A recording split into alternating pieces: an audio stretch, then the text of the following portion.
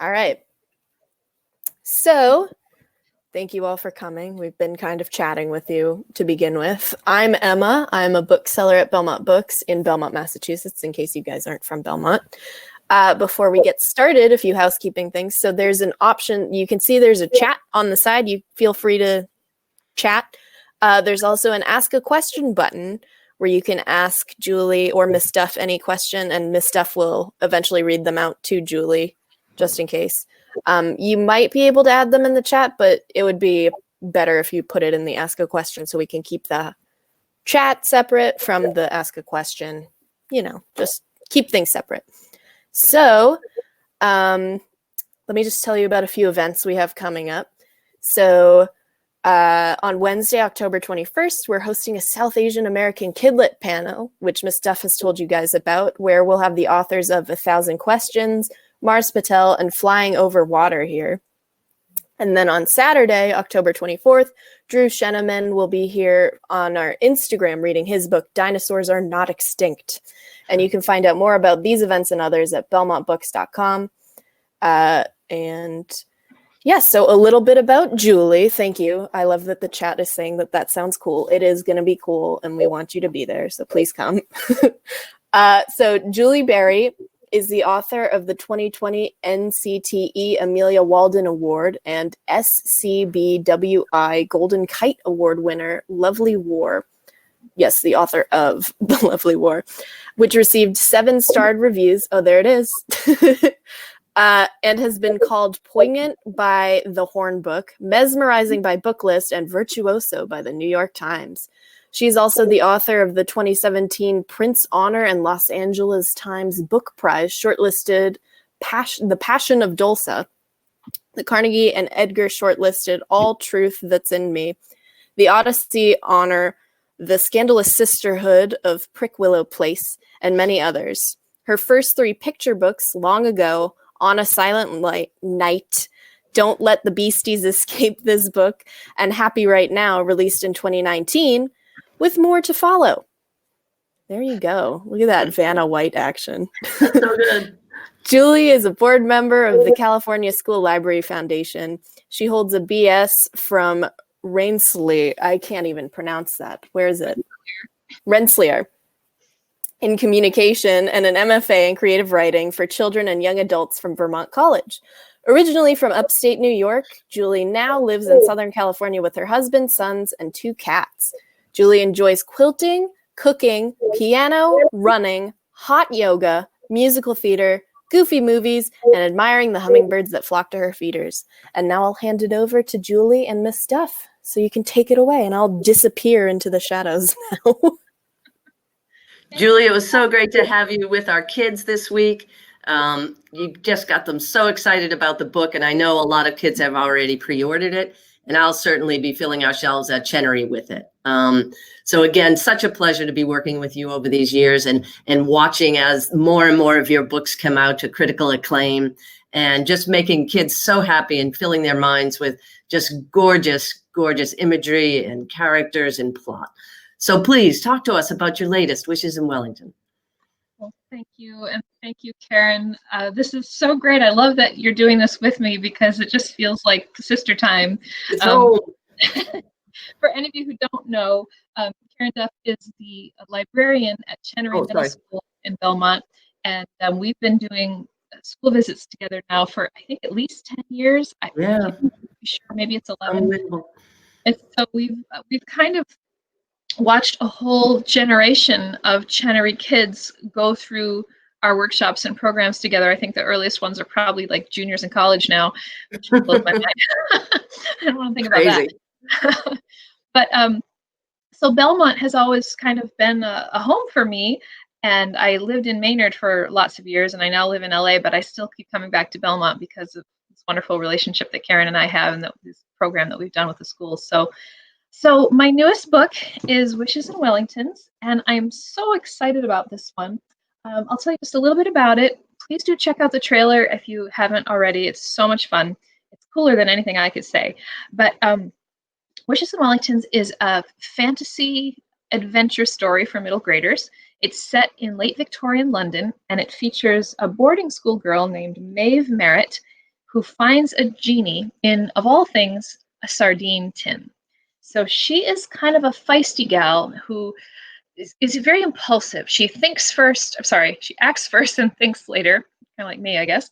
And so she gets herself into trouble. She particularly can't resist a challenge from a bully. Bullies drive her crazy. And so she's always kind of taking the bait when provoked because she just doesn't ever want to let anyone get away with anything. And so that's what lands her into trouble right from the start. She's punished at school for socking a girl in the eye who had stabbed her with a needle in needlework class.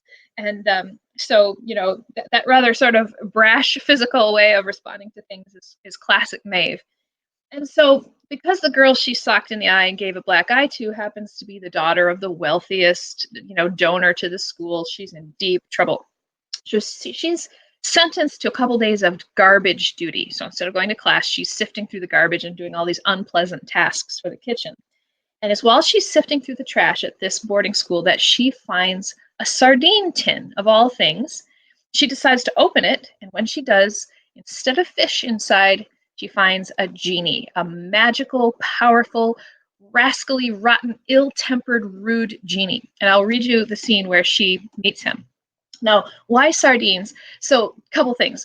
I was sitting on a plane one night on a red-eye flight home from some author event early on in my career, and the words sardini genie just popped into my head, just kind of like this random rhyme.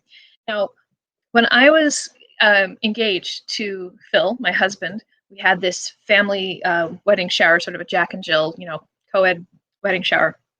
And I had happened to mention in passing to my future in-laws that I actually liked sardines, which is kind of a weird thing.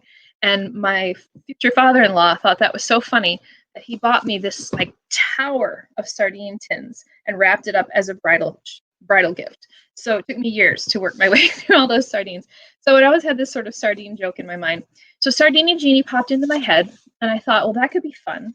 And then I immediately started thinking about Tales with Genies and Three Wishes and how it's usually a boy who's the main character. And I thought, well, not now. We're going to have a girl. And so Maeve sort of came to life on this plane ride, and I wrote the first chapters in my notebook. I still have it. So I'm going to go ahead and read you the scene where Maeve meets Murmurous. Let me find my starting spot. Here we go. It was a cold late afternoon in December, my second day of grubbing with the rubbish. The wind bit through my stockings and spiraled up my legs. The sun was no more than a pale hint behind thick clouds soon to set. Half an hour more, and I'd be summoned in to wash and eat in the back kitchen, away from the starched pinafores and delicate noses of the other upright young ladies who weren't shamed by a punishment, at least at the moment. I wore Wellingtons. Those are the boots. Wellingtons are kind of boots. They call them wellies. I wore Wellingtons and canvas gloves as I sifted through the dustbins, the trash heaps, and the gutters, separating out the tin cans and the stuff that could be burned in the furnace from the fireplace ashes and stuff to be collected by the dustman. My face grew sooty and my lungs felt like an ash pail. My canvas gloves sopped with rotting apple peel mush and cabbage soup. If I tried darting off through twisting streets and alleys and getting lost in London, I wouldn't be hard to find. Sergeant, the runaway is a skinny girl, about 13, wearing wellies and a gray serge uniform. Smells like a compost heap. I wondered a time or two what Mother and Dad would say if they knew they were paying tuition for me to paw through trash piles looking for tin and wool. Dad was always carping about money. He was a senior clerk, though not yet an officer, at St. Michael's Bank and Trust. And Mother, between her ladies' societies and hat shopping and fussing over my older sisters, Polydora, Deborah, and Evangeline, soon to be married, praise heaven, probably wouldn't worry too much about me garbage grubbing, provided, that is, that no one who knew us saw me doing it. To be precise, Mother never fussed over Polydora. Polly's not the type of person one fusses over. It's probably why she's my favorite.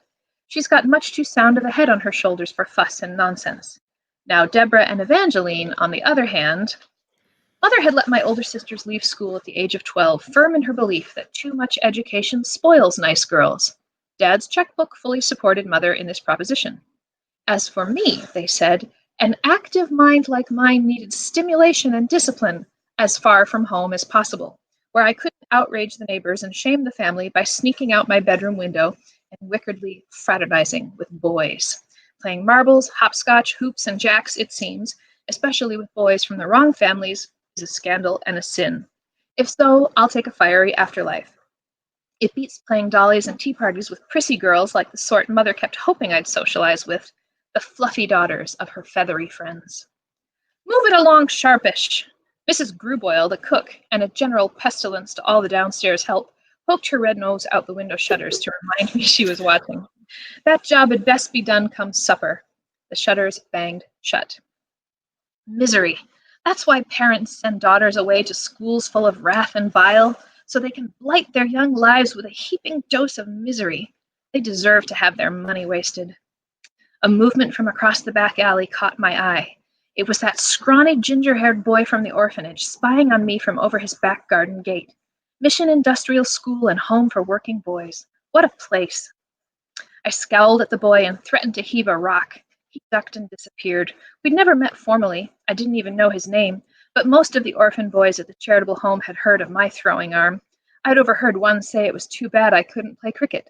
I might turn out to be a passably good bowler if girls could play. Little did they know. But December wasn't cricket weather, and I had a foul job to finish.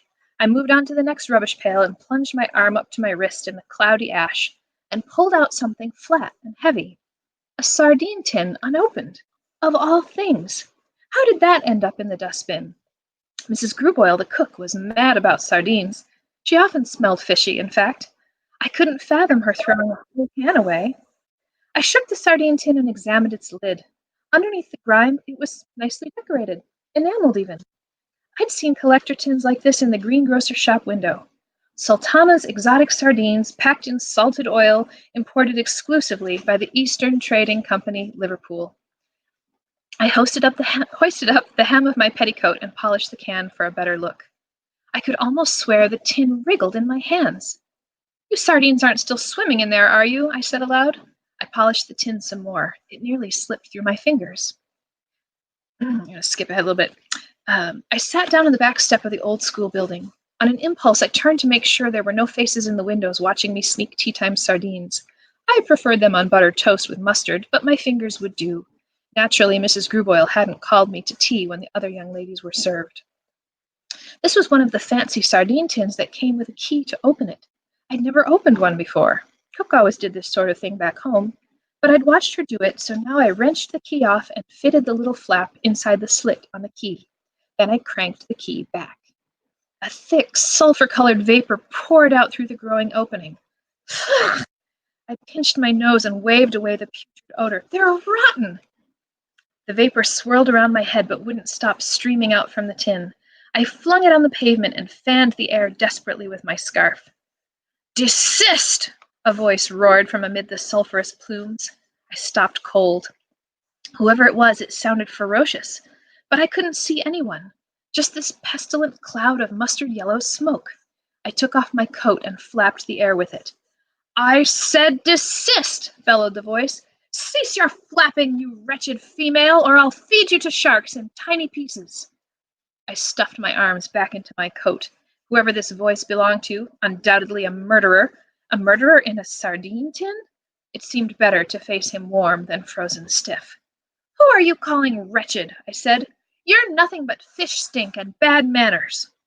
Manners? Came the voice again, cold as the sea and full of contempt. Where I come from, a girl with manners like yours would be skinned and boned and eaten for supper. The vapor spun and twisted upon itself like a storm. Bits of it broke off and drifted away, and the main body of smoke reached tendrils after them to try in vain to gather itself back. I'd never seen such a marvel, certainly not in London, and London has its share of noxious vapors, to be sure.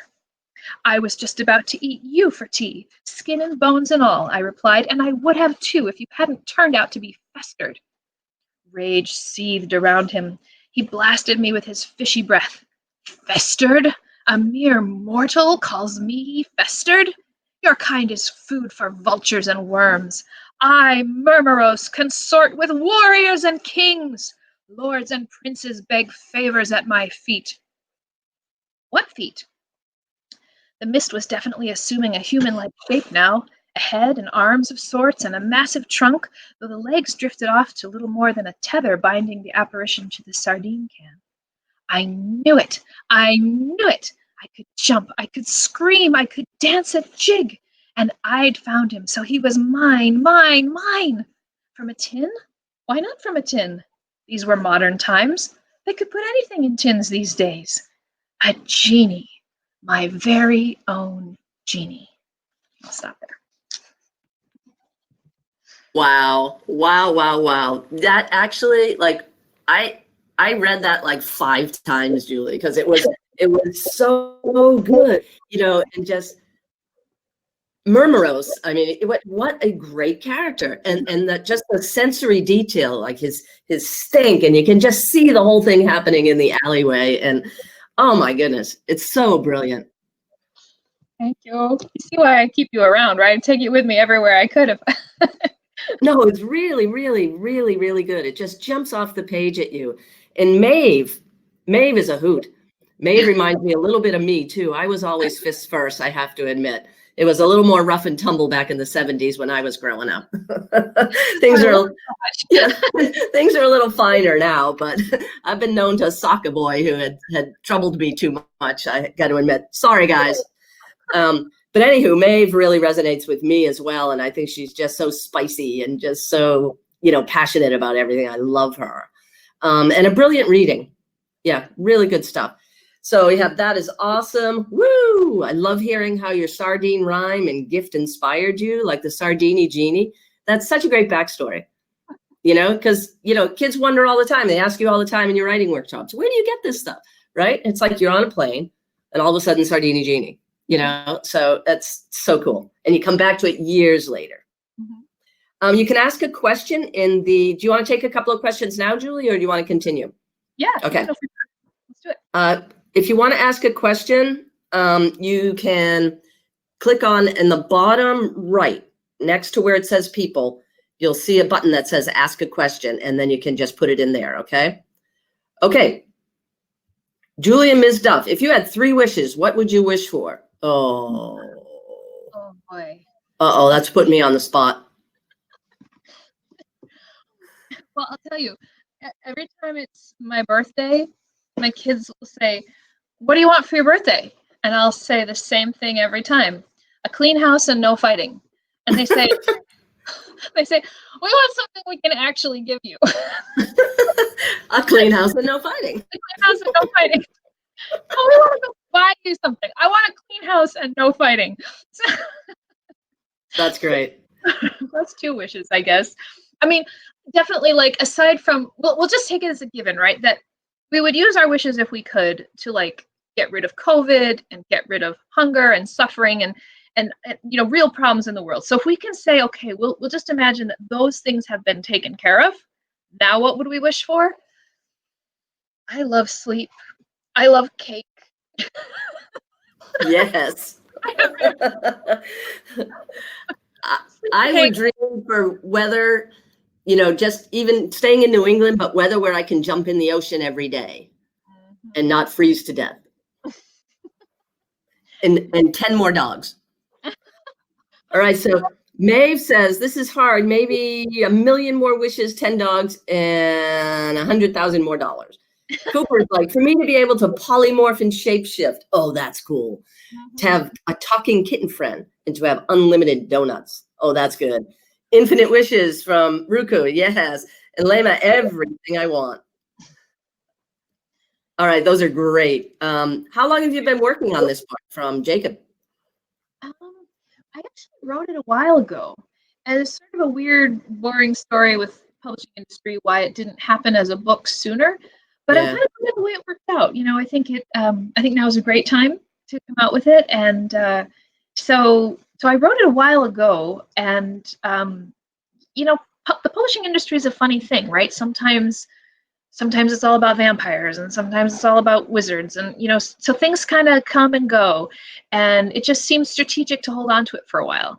And I'm glad we did, because now is a really fun time to be coming out with it. And so yeah, I want to not forget to tell you guys. Now, I'm just gonna give a little commercial for a minute for independent bookstores, because it is so important that we support them. First of all, thank you, Belmont Books. Thank you for hosting me. You've always hosted me. You've always rolled out the red carpet for me.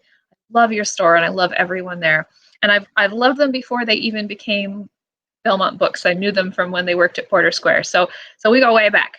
So, but I know that you can't really go visit the bookstore so easily right now because of COVID. But just think how lucky you are to have Belmont Books right there in the heart of downtown, and how wonderful it is to go meet authors and see new books and do your shopping and browse the shelves and come up with great ideas. And you find that perfect read you didn't even know you're looking for. You find funny socks or whatever they've got. And of course, COVID has been hard on what we call brick and mortar stores. COVID's been really hard for stores that rely on people coming through the door and shopping. And COVID has given a bit of a boost to places where online ordering is their main thing, right? So we want to make sure that we really give them the love. And so what I have done along with Source Books, my publisher, to help give the love to independent bookstores is we made these Wishes and Wellingtons face masks. And I gotta say, they're really comfy. They're really silky and nice. And if you order the book from Belmont Books, you will get a Wishes and Wellingtons face mask with it. And you'll get a signed book, and you'll get bookmarks and all kinds of goodies. But I hope you'll take advantage of the face masks. We've got them for every purchase Belmont Books for this event. So that's my little plug. But definitely, think bookstore when you do your holiday gift planning and things like that. So important. So I'll stop my commercial. But I'm really on a mission to try to make sure we give them all the love. No, that's great, Julie. And yes, you bring your creativity to another level, having that mask come out with your book. I mean, I'd never heard of such a thing. That's crazy good. Okay, great. So next one, Julie, your characters are always unique, interesting, and quirky. Did you struggle with the conception of any particular character in this book, though, i.e. any of the girls at the school, the sister, etc.? Good question. I think, so one of the inspirations, anytime I'm going to write anything Victorian, I'm going to be drawing from some of those great Victorian authors that I love. And of course, the king of the modern novel as we know it is Charles Dickens. And he wrote during the Victorian era, because that's when he was alive. And he just brought to life such delicious sort of character archetypes, right? So whether that's the kind of ruthless businessman, or the strict and prim headmistress, or the spoiled child, whatever, Dickens really gave us those character types in such vivid detail. They're kind of over the top. That's what makes them so much fun. Another great writer who's a little later, not Victorian, but another great British writer who does this is Roald Dahl, right? When you read a Roald Dahl book and there's a rotten kid in it or a rotten adult in it, they're over the top awful, but that's what makes it so fun. So I think when I was creating Wishes and Wellingtons, I just kind of went there, for these extreme characters. So my spoiled girl is the most spoiled, nasty girl, and my rascally orphan is a total trickster, kind of artful dodger type, and so I just really gave myself the freedom to go to town on these characters, and I think that's part of what made the book so much fun for me to write, is that I could just be extreme and own it, and I loved that about it. So cool. Another question we have is this, and you get this a lot, I think. What is your favorite book that you wrote? Oh yeah, I feel like it's kind of like if you were to look back on your life and look through your photo albums, you might say what's your favorite year? You could say, well, this is a year when really good things happened to me. But in a way, they're each your life. Each year is an irreplaceable part of you. And that's kind of how I feel about my books, because each book takes approximately a year of my life. And in that moment, it's kind of like what I eat, sleep, and breathe. And so each one is dear to me. And I know that probably sounds like a politician trying to avoid answering a question, but I don't think of it that way any more than I would think of which of my kids is my favorite kid. On any given day that will vary, but in general, I love them all the same because they're all my kids. So I don't really have a favorite, but this is the one I'm excited about right now because it's new and I'm excited to share it with people. Yeah, and I was wondering, because I think you spend so much time developing the story and getting the characters inside your head and onto the page and all of that. It must just be in the moment, you're just loving it. right? You're probably frustrated too by the writing process and some days not being able to write as much as you'd like to. But yeah, so you spend a lot of time with these folks, right? So you really love them. Yeah. And I actually spend more time with them now that there will be 2 more books. There will be Crime and Carpetbags coming out sometime probably next year. So I got to spend more time with Maeve and Tommy and Alice and all of our rascals and friends. So that's I'm really excited. That's about that. kind of fun coming back to series, which is great for you because, you know, you had the Splurge Academy, which was a huge hit. And now I'm so glad there's going to be other books to this because it's that good. What's the genie's name? Somebody didn't I don't think they've read it yet. Is it? I forget how you pronounce it. Murmuros. And Murmuros. does that have any kind of origin for you? Or did it just come to you one day? I was looking for a name. I wanted him to sort of be fishy, right? He's from a sardine tin, so I wanted him to kind of be from the sea. And of course, mare is Latin for the sea or the ocean. I don't think Murmuros exists as a name elsewhere. Gosh, I don't remember for certain. But no, that's okay. Look it up. I think I kind of cobbled it together from, you know, ocean sounding and sort of not, you know, like Muros sounds maybe like a kind of bad guy more than a, you know, happy, friendly name, whatever that might be. Yeah, he's actually a brilliant character. It's a brilliant character. I just love him. So we have some budding writers, as you know, here at Chenery. Ku's asking, how do you think of setting and the genre of your stories? Like, how much time out front do you put into that? I think that's where I go first. You know, sometimes people say, like, what comes first, like the story or the character for you? And I'm like, setting. And they're like, what? But to me, entering a story is going somewhere. It's taking a trip, taking a journey. And so the first thing I sort of think about is, where do I want to go? What kind of mood am I in? What kind of sort of color of the atmosphere am I looking for? And so there's a certain tone, right? Like if we say fantasy, it sort of evokes certain feelings. Or if we say mystery, it brings some other feelings. Comedy, drama, you know, thriller. And if we say futuristic, or if we say steampunk, or if we say Western, you know, all these different places and times plus genres create a sort of unique flavor. So it's usually a flavor that I'm in the mood for. Kind of like, you know, you've watched a TV show, you've watched some sci-fi for a while, like, oh, there's this cool, you know, sitcom, or oh, there's this cool, you know, period drama. Like you kind of get these different moods. That's how I think of it. I was interested in doing something Victorian, and then when this idea came up, it was perfect. That's great. Let me see if there's any additional questions here. Okay, I think I answered all the ones we had. Would you like to talk some more? And then we'll see if it generates more questions. Sure. So as I said, Wishes and Wellingtons will be the first in a series, newly out as of yesterday. Do check out the trailer if you haven't seen it. And like I said, orders through the bookstore will be signed, and they will, you know, have the mask and so on.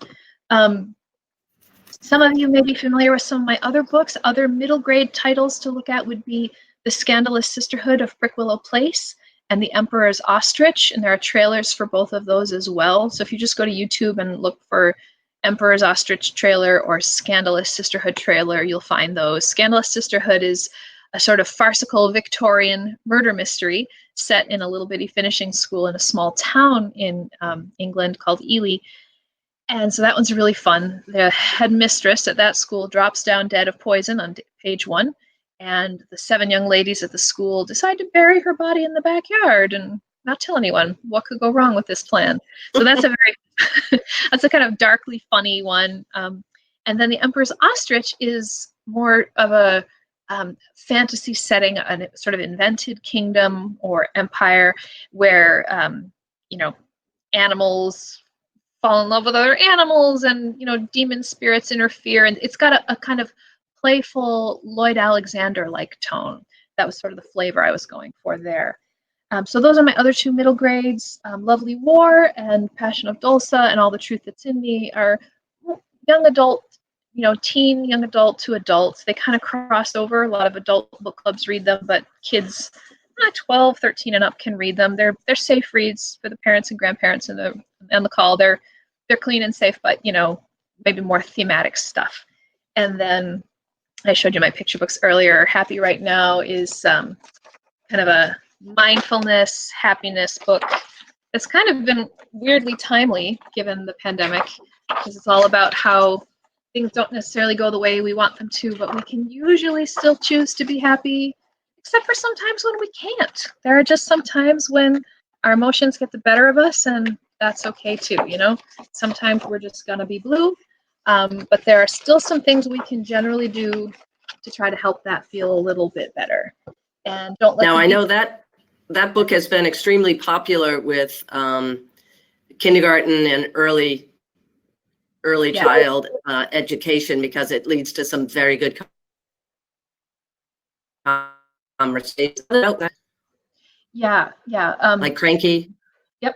Happy Right Now, and it will be followed by Cranky Right Now, and it has been really big with educators, preschools through about grade 3. Seems that emotional intelligence and mindfulness are really important right now in these school settings, so they're doing a lot to share that. So I'm seeing we might be having some technical problems. Are you guys still hearing me? Throw a yes in the chat if you can still hear me. Okay, you can hear me, so I'll just keep going, and Ms. Duff will join us. Awesome, thank you. So yeah, Happy Right Now will be followed next spring by Cranky Right Now, which I'm super excited about. That one's going to be so much fun. So mindfulness, emotions, very playful, not lectury. Don't Let the Beasties Escape This Book is a little bit older. It's still a picture book, but it's set in a sort of medieval castle, bailey, or courtyard with a peasant boy who discovers a book of beasts. Of course, those are called bestiaries, and they were sort of like the bestsellers of the Middle Ages. And an illiterate farm working child would not have been able to read, but they could still look at the pictures. So in this story, Godfrey finds the book, sort of makes off with it, starts looking at the pictures, and invents a story to go along with it. And as he names each beast, it escapes from the book. So that's Don't Let the Beasties Escape This Book, and just really fun, vivid illustrations. And then Long Ago on a Silent Night is a sort of retelling of the nativity story, but through the lens of a modern family welcoming their new baby home. So I tried to do this in a way that was sort of more universal and cultural, just sort of looking at this as a celebration of babies and new life, as opposed to something more denominational or anything like that. But it's just sort of a celebration of that sort of traditional story and how it still speaks to us today. So those are some of the books I just wanted to make sure we shared, since I can't be there with you. Can I ask you a question about, as you flip through the pages and we look at your book art and your book trailers, working with other artists to help get your story out there using different media, but the artwork and the bestiary artwork is astonishing, and the Happy Right Now artwork is astonishing. How do you find these artists? I know there's budding artists out there with us today as well. How do you find them? Well, usually I don't. Usually it's the publisher. So in terms of the covers of my books and the illustrators of my books, those are chosen by the publishing company that has bought the text of my book. Now, in most cases, they've given me the ability to kind of like weigh in on the choice, like, what do you think of this one or that one? And I've always been pleased. I feel really fortunate. I've always been happy with who I've gotten. So that's been great. When it comes to the trailer, then I'm choosing the artist or hiring an artist if I can't get the one that did the cover or whatever. So that's fun too. And I think probably like most people who love children's books, I'm just batty about children's illustration. I can't do it to save my life, but I enjoy and admire and appreciate it so much. And I think that's one of the most fun things for a writer, because we just type away at our little computers and it looks like any other essay that somebody wrote. But then we send it off to a publishing company and they do all their stuff, and then it comes back as this beautiful package, and you just want to kind of snuggle it because it's so pretty. And I think, I don't know, I can't speak for all writers, but for me, we just love the visual beauty of it so much. So kind of feel really lucky that the work I do gets to be partnered up with people who are so visually talented. Now, you've had so many successful publications. Can you explain for the kids, like, what's that feeling you get when you get that first copy of that book that's going out there into the world? I mean, talk to us about that. So before the book comes out in the stores, the publisher ships you a case of them. And usually before they've shipped you a case of them, they've shipped you a few of the advance copies, which are kind of like, they look sort of like it, but they're paperback and they say advance copy, not for sale. So when you hold that advance copy in your hands, it's like, oh, this is a book. It's got my name on it. And then when you get the real thing in the mail and it's so beautiful and finished and, everything about it is just picture perfect. It's an amazing feeling. And I remember especially when my very first book, when I got that box of books in the mail, and it's a moment that I dreamed of my whole life, right? That I looked forward to and imagined, and it certainly didn't seem possible. And even though I'd known for for about 18 months that it was going to happen, it's still incredible when it actually does. And so now at this point in my life, I've opened a number of those boxes of books, and it's still exciting. It's maybe not quite as new as it was the first time, but now the thing that still sort of electrifies me is when I hear from kids, when I hear from readers that they've loved the book, that they read it, that they, stayed up past bedtime with a flashlight, that they, and when I hear from parents who say, my kid doesn't usually like to read, but they loved your book. Oh, that's just everything. Yeah, I've heard that from authors, that just that feedback from the world is just really what keeps you going. Amaranth Enchantment, we've got some shout outs from some of your others, like Loving. Okay, Amaranth Enchantment came up, and I know in other conversations we've had with kids, The Lovely War and others have really charmed our kids over the years. Your books fly off the shelf, that's for sure. Hey, we have another question. Why is the book called Wishes in Wellingtons? Why Wellingtons?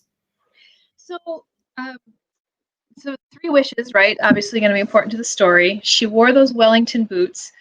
My agent, now a literary agent is someone who helps an author find the right publisher for her book. So I have a literary agent, and she often gives me advice on the titles because it's her job to kind of pay attention to what sells. And she's got a real flair for like catchy titles.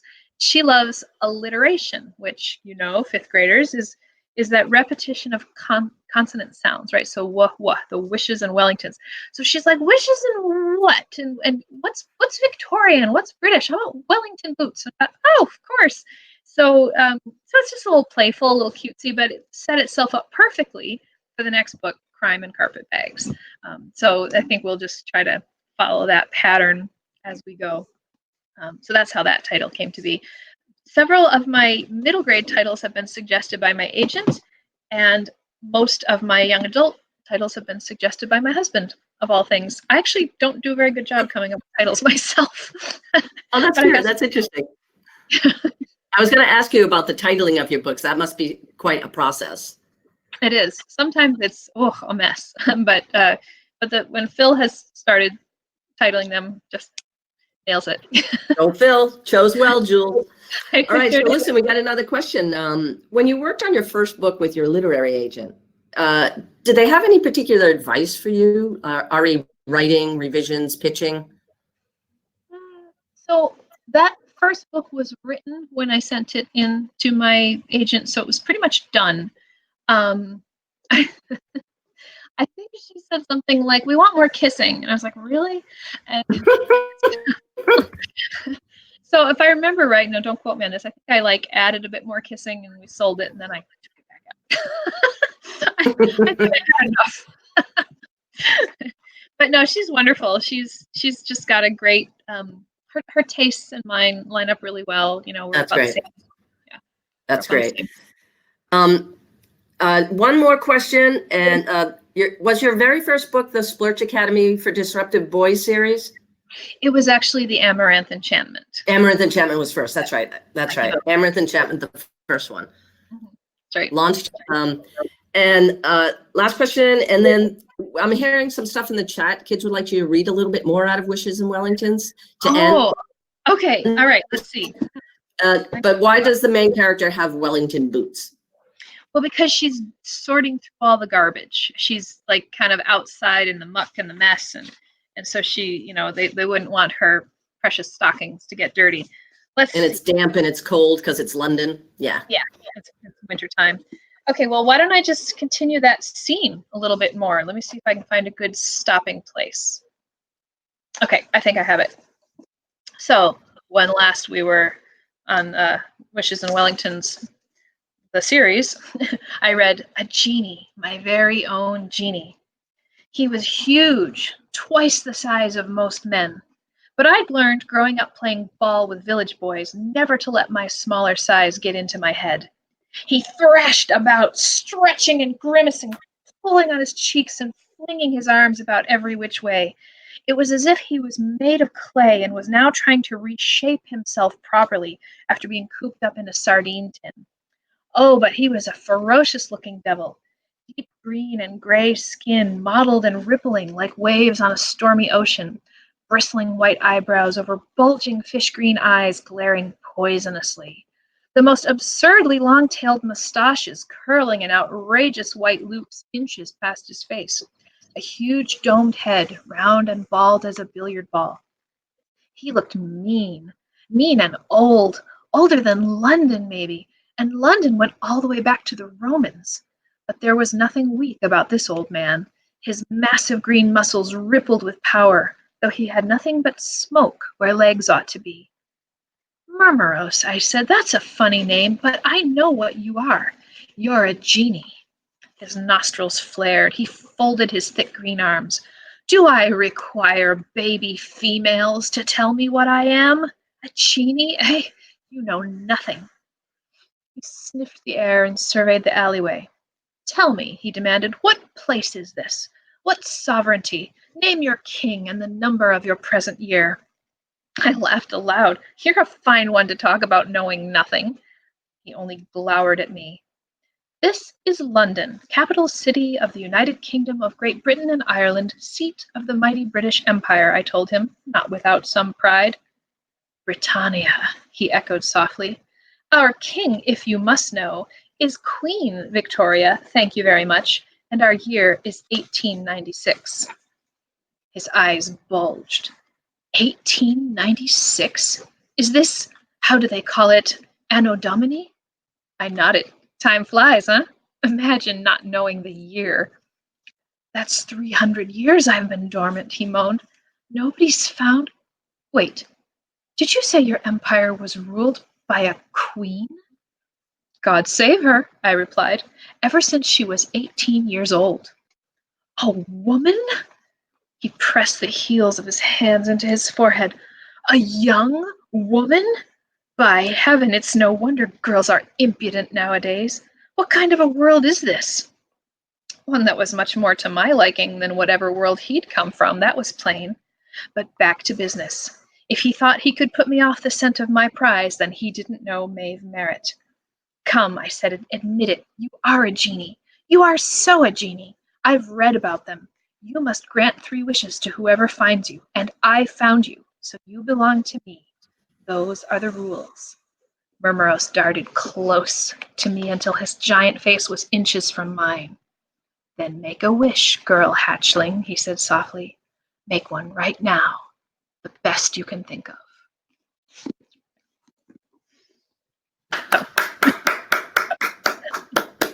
So great. So great. Okay, so what are you working on now? Well, let's see.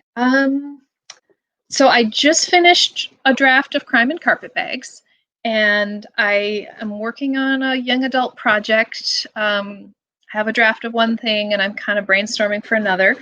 And I'm working on the book that will follow Cranky right now. So we got Happy and Cranky, Wow. and Remains to be Seen. So I'm working on that. So thank you again to everyone who came. This whole virtual author visit thing is so different for me. I love to get on a plane and come see the fall colors in New England, and I'm sorry not to be there, but it's nice that I can get to you so easily. So I really appreciate you coming and supporting the bookstore. Hope you'll support them all the way through this whole weird time we live in. And just so great to get to spend this time with you. I can tell in the chat, those kids they're saying, a cliffhanger, this is going to be so good. So check it out at Belmont Books. Let's keep our local bookstore up and running. If you need to leave, certainly you can. I'll hang out in here until kids are gone. I'm going to order it right now too, Cooper. I'm going to order a few copies for Chenery. And Emma, thank you so much. Julie, we got to love you, Julie. Aw, seeing friends there on the chat. So yeah, great. Can you read the chat? Thanks, Julie. Love your books. Thank you to Ms. Duff. You have a wonderful group of readers at Belmont Books. Namaste. Namaste. Okay, your sound isn't working. Got you. Yeah, the face mask is going to be wicked. It's going to be epic. I'm going to wear it everywhere. Another love you and thank you. Yay! We got a yay from Cooper. Go out there and do your art, Cooper, and everybody else. Come on, do your art. Write those books. Follow Julie into the world of fiction and beautiful stories. Thank you for loving the event. Really appreciate it, and hope to see you guys next week when we have the Asian authors. Okay, the South Asian authors. That's going to be great too. Julie, as always, such a great pleasure and an honor to spend time with you. Oh, and please give our love to your family from Belmont, and wish everybody health and happiness, and stay safe out there, and much love. Thank you. Love you, Julie. More and more. Thank you. Love you. Lots in the chat.